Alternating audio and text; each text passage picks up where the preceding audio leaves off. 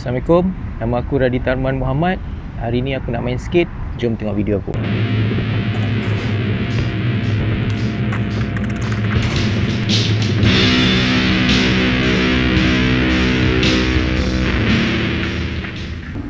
Hi friend, jumpa lagi bersama aku Raditya Arman Muhammad di episod yang kedua.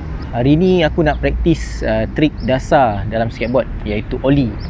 Dalam video ni aku akan bahagi kepada 3 section, iaitu history, technical dan juga practical.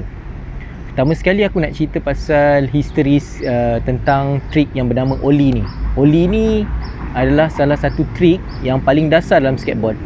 Dia boleh dikata ibu kepada segala trik-trik yang kita akan buat dalam trik skateboard lah. Ollie ni adalah di mana papan kau akan berada di udara beberapa saat. Okey, secara sejarahnya sebelum ni skateboard dimainkan dengan cara mengikuti cara-cara surfing. Dan dulu ada satu trik yang mana papan tu terangkat berada di udara lah, iaitu bernama gorilla. Lepas tu orang main skateboard tak pakai kasut, so dia akan grip dia punya toe, ibu jari dekat kiri kanan ni, lepas tu dia angkat. Okey, ollie yang pertama diciptakan oleh Alan Gavin, iaitu pada tahun 1977. Di mana pada itu dia bermain dalam keadaan transition, dan di udara dia telah buat frontside ollie. Tapi bukan ollie yang proper lah. Maksudnya papan tu terangkat, tapi dia belum menjadi ollie yang kita guna pakai sekarang. Nama ollie ni diambil sebab Alan ni dia suka makan dekat satu kedai, nama dia Ollie. So 5 tahun lepas tu barulah ollie yang kita guna pakai sekarang dalam dunia skateboarding ni diciptakan, iaitu oleh Rodney Mullen. Rodney Mullen ni boleh dikatakan sebagai grandfather of skateboarding lah, sebab dia telah mencipta banyak sangat trik dalam dunia skateboarding ni. Rodney Mullen ni dia major dalam fizik tau. So dia terapkan ilmu fizik yang dia ada tu ke dalam hobi atau sukan yang disuka, iaitu skateboarding. Pada awalnya dia buat ollie tu lompat, lepas tu dia no stall. Dia belum lagi macam kita kenal ollie yang sekarang lah, lompat jalan. Dan itu antara ollie pertama yang diciptakan di flat ground dan kita guna pakai sekarang. So hari ni kita akan belajar ollie. Aku pun nak praktis ollie lah. So jom. Okay friend, sekarang kita masuk ke section yang kedua, iaitu technical, di mana kita akan belajar macam mana kita nak buat trik ollie ni. Okay, okay, sebelum korang mula trik ollie ni, make sure korang warm up dulu. Regangkan kaki-kaki korang, lutut korang, paha korang, sebab dia akan menggunakan keseluruhan anggota badan korang. Kalau korang terus je start macam tu, takut macam nanti akan kejang ke apa. Okey, pada dasarnya trik ollie ni yang aku cakap pada awal tadi ialah mengangkat papan untuk berada di udara selama beberapa saat.